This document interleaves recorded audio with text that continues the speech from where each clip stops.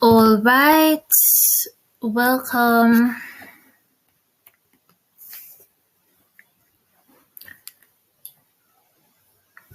All right, so hi guys, welcome back to another economics video.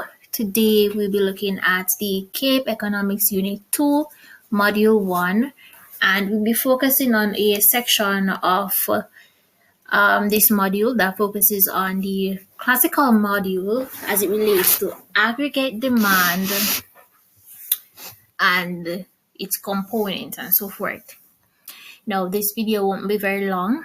It will cover everything as it relates to aggregate demand, such as factors that influences it to shift inwards or outwards or allow movements along the aggregate demand curve.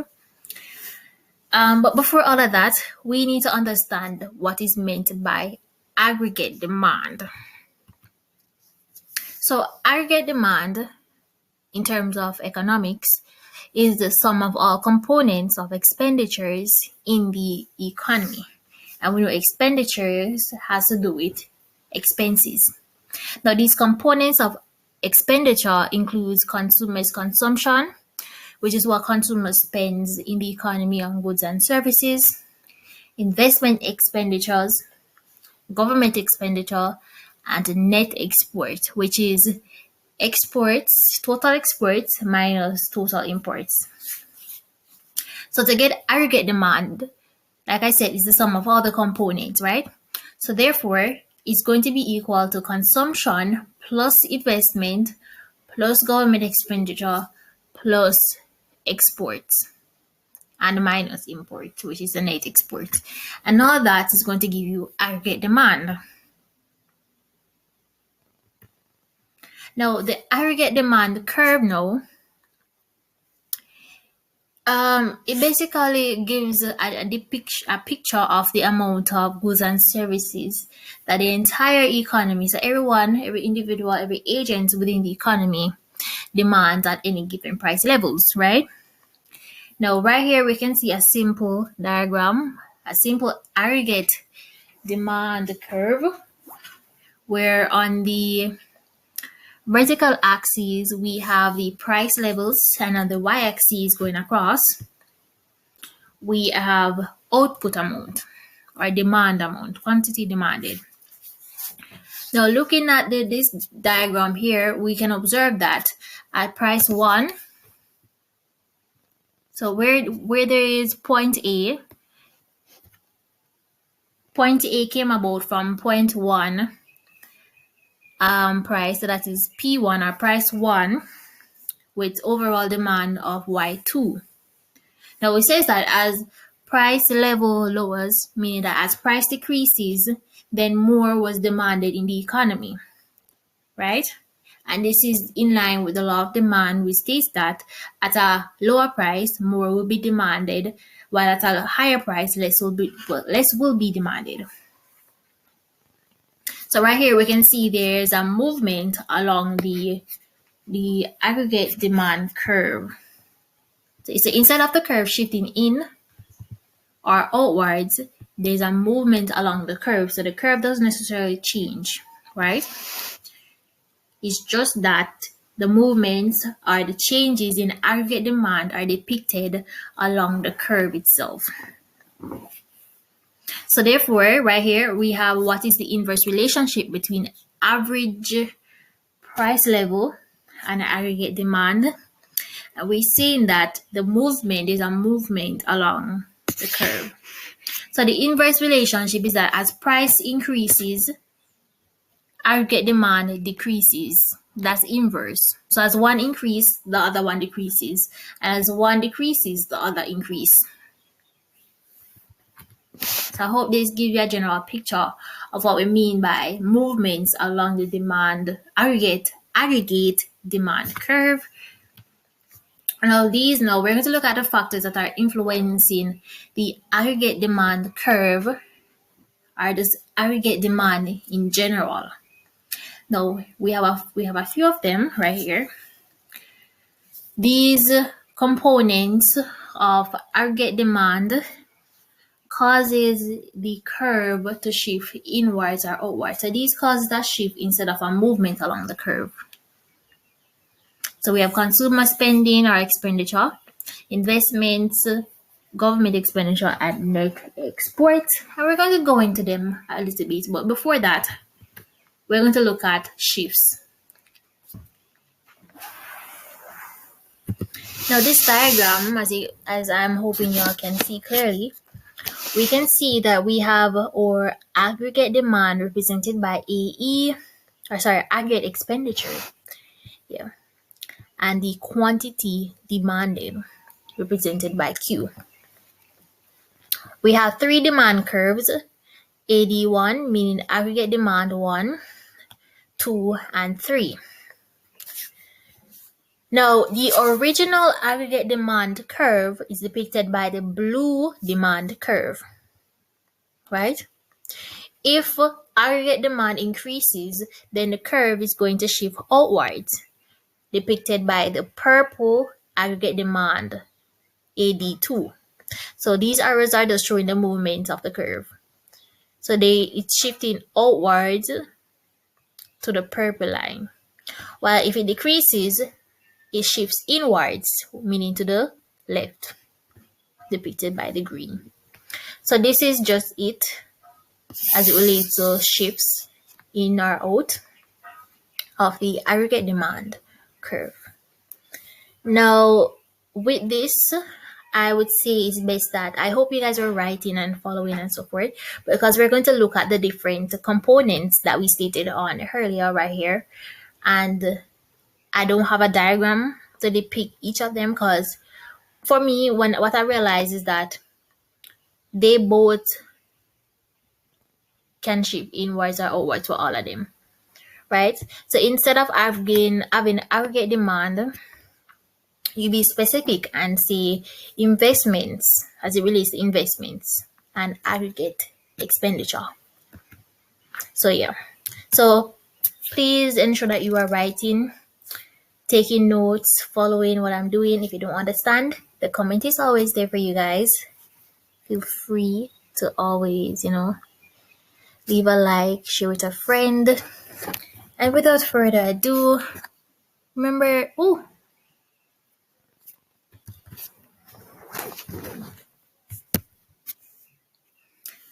alright, so I hope everybody has been taking notes. You guys have been following and understanding so far everything that I've been explaining. Please remember to like the video, give it a thumbs up. It's right down below. It won't take long. Remember to share with a friend and subscribe to get more content, and so that this video can reach others who are in need of help. So you're sharing for the greater good. Now, consumer spending. Now, we said that consumer spending is what consumers or households or individuals spend in the economy, or just in general, they spend overall on goods and services, right? So any change in the consumption pattern of consumers, whether it's an increase or decrease, it causes the aggregate demand curve to shift. So, for example, an increase in the level of consumption with prices being fixed, meaning that prices are not changing, price doesn't vary, it is constant, then the aggregate demand curve is going to shift outwards. And the same would be, well, the opposite actually would be if there's a decrease in the level of consumption. So note, before we continue, consumption and investment patterns in the economy are influenced by expectations, right? So as it relates to consumption, basically what he's trying to say is that if consumers, they expect that, for example, their income is going to improve, they will be getting more pay in the future, in the long run, because we're looking at the classical module. So we focus on the long run, right? Then they are going to purchase more because they're going to say that, we want we're going to get more PE in the future. Now they are going to purchase more, they're going to demand more, therefore, at every price level, whether the prices are fixed or not. And as a result of that, from the increase in demand, then the demand curve will shift upward, indicating an increase in aggregate demand. However, if these consumers, they expect the economy to enter into a recession sooner or later, consumption will drop and the curve will shift inwards, because now you're trying to reserve money just in case, because recession is a downturn in the economy. All right. So with this, you have inflation and so forth. You're going to keep back money. Say, oh, you're going to cut spending, right? You're going to start saving more. Yeah.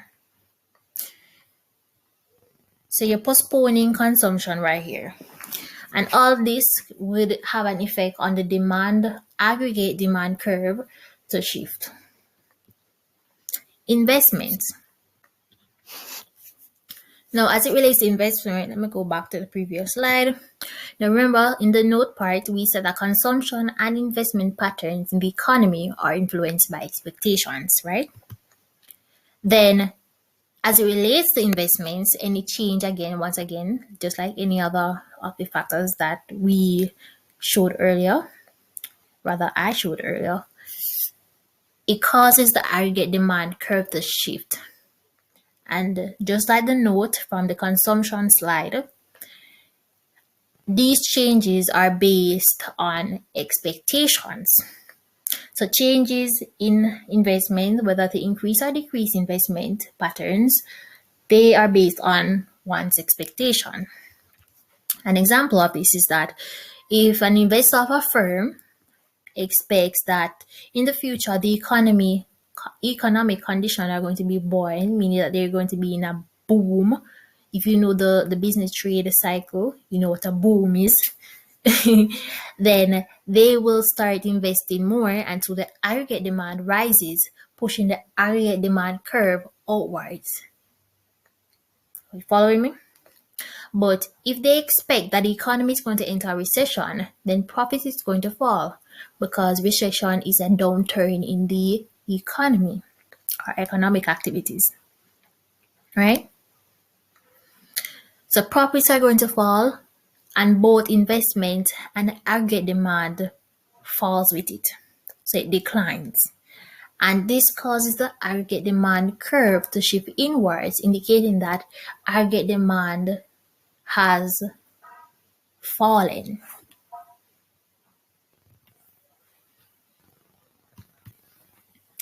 Government spending or government expenditure. Now, if you have knowledge about government policies, then this is going to be fairly easier for you. I'm going to make a video when I am about to do module 2, when we speak about fiscal policies and monetary policies, and maybe then you get an understanding of expansionary and contractionary fiscal and monetary policies. So changes in government policies. Before I continue, these government policies has to do with the government spending. So they influence the government spending. So changes in the government policies affects the level of aggregate demand. We said this before. The two government policies include fiscal and monetary policies. They are broken down into expansionary and contractionary. So therefore, you can have expansionary and contractionary fiscal or monetary policies. Now, an example. Before I go to the example, let me kind of briefly explain it. So monetary policies and fiscal policies, they are aimed at influencing aggregate demand, whether to increase or decrease. In doing so, for example, monetary policy will focus on the supply of money, the supply of money. And that would have to do with lending money, borrowing money, funding money for persons, interest rates, right? And fiscal policies now, it would have to do with government expenditure, or government spending rather, to increase or decrease, and taxation. Now,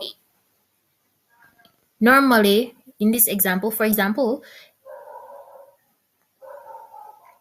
employment of an expansionary fiscal policy, well, this is normally used in times of recessions, right? Normally in recessions, or most commonly in recessions. So if this is employed, then it will result in a shift to the right of the aggregate demand, meaning that it will shift outwards. Whereas if you employ a contractionary fiscal policies, I have an error right here. Contractionary fiscal policies, then aggregate demand will shift to the left, meaning inwards, because it's decreasing. So this is just a general idea of the shifts, as both of these affects the aggregate demand curve. If you reach this far in the video, please remember to like and subscribe so that this video can be accessible or available to those who are in need. Once more. Now, net exports. Net export. What comes to your mind when you hear net export? Normally, if you're an accounting student or a business student, you know that net means final. So net export would be the final export. And to get that, you'd have to subtract your total imports from your total exports. Now, when you do this, if your net exports balance is positive, then it means that you are exporting more than importing. Sometimes this is normally good to some extent. And as a result of your export exceeding your imports, the demand for goods and services will be higher, and thus your aggregate demand rises. So this is kind of in relation to, or related to consumption, consumer consumption. Yeah, and this goes vice versa. So if it's negative, then it means that you are exporting less than importing. So your import balance or figure is higher than your export balance. And this causes the aggregate demand curve to shift inwards. Now we're going to look at taxation, even though it was not mentioned on the slide earlier. But I think it's really important. It's another factor that causes a shift in the demand, aggregate demand curve. So a decrease in tax rate, and by now, if you've done CSEC economics, you would know that taxation can be indirect or direct. So a decrease in the tax rate will increase aggregate demand as prices are lowered. Because tax adds to the value of prices, value added taxes, for example. So a decrease in that will lower the prices for goods and services or investment or whatever it is. And as a result of that, for example, income tax, it allows persons, if it's lowered, then it allows persons to have more disposable income. And we know that disposable income is income adjusted for tax. So it will be a personal income minus taxation, or income tax. So now you'd have more disposable income available for spending. In the case of a firm, you have corporate tax. If corporate taxes are reduced, or business taxes, then it would make previously unfeasible, again I have an error right here, so unfeasible investments to be profitable and thus resulting into higher investment. And investment is a component of aggregate demand or aggregate expenditure. So therefore, it would increase. Yeah. So this will shift upwards. But if it was higher, if taxes has increased, then it will shift inwards. Because then you're going to say that, okay, taxes are too high. You're not going to want to, in the case of a consumer, for example, let's say buying a goods, right? There's tax added to the goods. So in the original cost of the goods, original cost of production, to produce the good, 1 unit of the good, it costs $50, right? Your markup price is going to increase it to about 70. We're giving an example. So it went from 50 to 70. And then you have a tax. You have indirect tax, which is passed on to the consumers through price or purchase of the goods. Let's say this tax has increased the cost of the good from 70, which is to make the profit, to the market price is to make profit. So it moves from 70 to 100. So you're going to have $30 in terms of taxation. So the consumer would pay $100 for the good. Do you see what I'm trying to say? So you are going to sell it at $70. So the business is going to benefit by extra $20 because you produced the good initially for $50. You had it on a market price, which was $20. So it went from 50 to 70. So it's a $20 profit right here. So the government imposed a tax where $30 was added onto it. And now you have to sell the good for $100. All right, so that is the end of the video. So thank you guys for watching. Please remember to subscribe, like the video, leave a comment, let me know if this was helpful, and share to a friend.